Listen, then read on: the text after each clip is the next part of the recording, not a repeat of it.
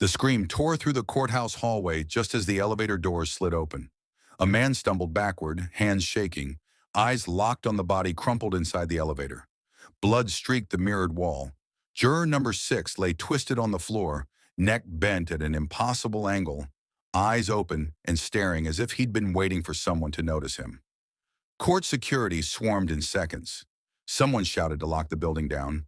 Another voice yelled, "Call it in, now!" On the 5th floor, the jury room door was already closing. Maya Rourke didn't know what had happened yet. She only felt it. The sudden silence, the way conversation drained from the room like air escaping a punctured lung. One moment they'd been arguing over witness credibility. The next, the bailiff stood pale-faced in the doorway. "We're recessing," he said. "No one leaves. Stay seated." "What's going on?" a woman asked. The bailiff swallowed. "One of your fellow jurors. There's been an incident." Across the courtroom, Adrian Cade sat at the defense table, hands folded, posture relaxed. When the commotion reached him, he looked up slowly, eyes sharp with interest rather than concern. Another juror dead. That made 3. Hours earlier, juror number 6 had leaned toward Maya and whispered, "None of this adds up. The timestamps are wrong." Now he was a corpse in an elevator. The first death had been easy to dismiss.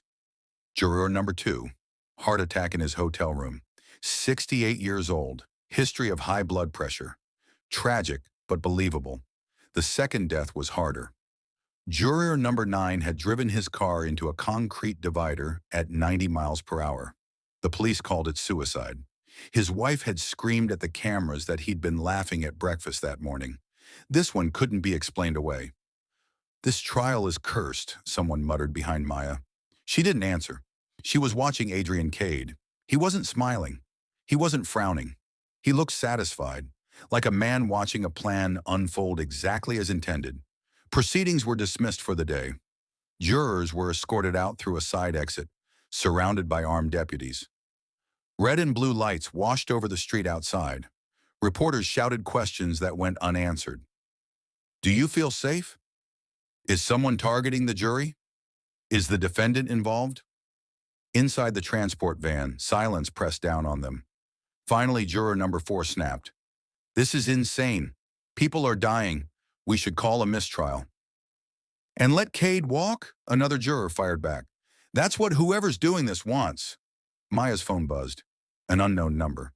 Pay attention to who's missing, not why. Her pulse spiked. That night, the story exploded across every channel. 3 jurors dead, a powerful defendant, anonymous sources whispering about intimidation.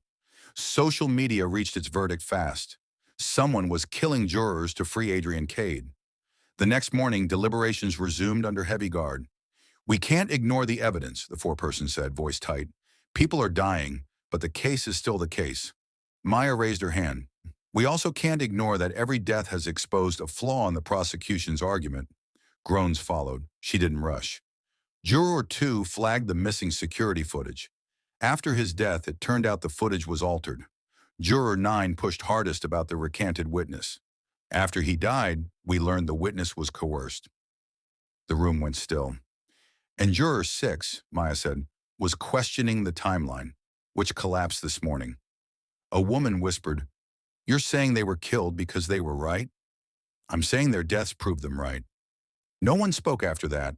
By evening, the prosecution's case was in pieces. Evidence withdrawn. Witnesses discredited. The judge reprimanded the state in open court. Adrian Cade leaned toward his attorney and murmured, "Told you. The truth survives." Maya met his eyes. Something passed between them. Recognition or warning. 2 days later, juror number 11 didn't show up. They found him slumped over his kitchen table, a glass of water beside him. No signs of struggle, no poison, just a note on a legal pad. "I voted guilty even though I wasn't sure." The room erupted when the news reached them. "This is punishment," someone cried. "For what?" another demanded. Maya already knew the answer. She just wasn't ready to say it. That night, Maya dug. Public records, old jury rosters, archived trial transcripts. She followed a thread that kept tightening around the same name, Elias Venn. 23 years earlier, he'd been convicted of murdering his business partner. Circumstantial evidence, no weapon, a rushed verdict.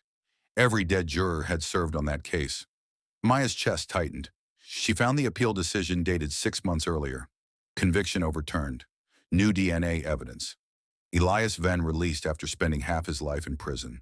There were no interviews, no statements, just one line from his lawyer. Mr. Venn asked for privacy as he adjusts to freedom. The next day, before Maya could tell anyone what she'd found, the verdict came down. Not guilty. The judge's gavel cracked through the courtroom like a gunshot. Adrian Cade stood, buttoned his jacket, and faced the cameras. "The system worked," he said smoothly. "Truth prevailed." Outside, crowds cheered and protested in equal measure. Cade disappeared into black SUVs. Police announced there would be no further investigation into the juror deaths. Case closed. Everyone moved on. Everyone except Maya. She sat alone in her apartment, staring at the list on her screen. Dead jurors, past verdicts, patterns too deliberate to ignore. Her phone rang. Unknown number. "You noticed," a calm voice said. "Elias Venn." "Yes."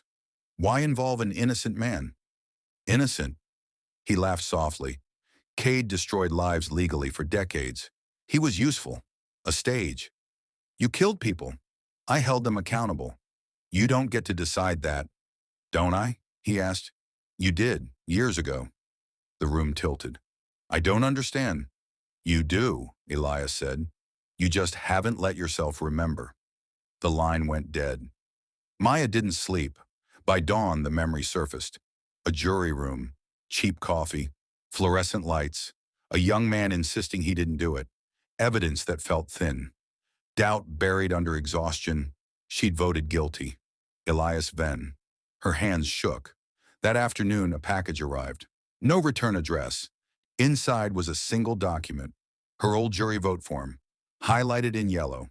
Guilty. At the bottom, a handwritten note. "You were chosen last because you stayed." Her phone buzzed again. No one else left to judge. Only you. That night, Maya returned to the courthouse. The building was empty. Lights dimmed. Hallways echoing. She unlocked the jury room door with an old badge she'd never returned. She sat where it had all begun. Her phone lit up. The verdict was never for Cade. Maya closed her eyes. Justice hadn't failed because of monsters alone. It failed because ordinary people chose certainty over doubt. People like her. The lights shut off automatically, plunging the room into darkness.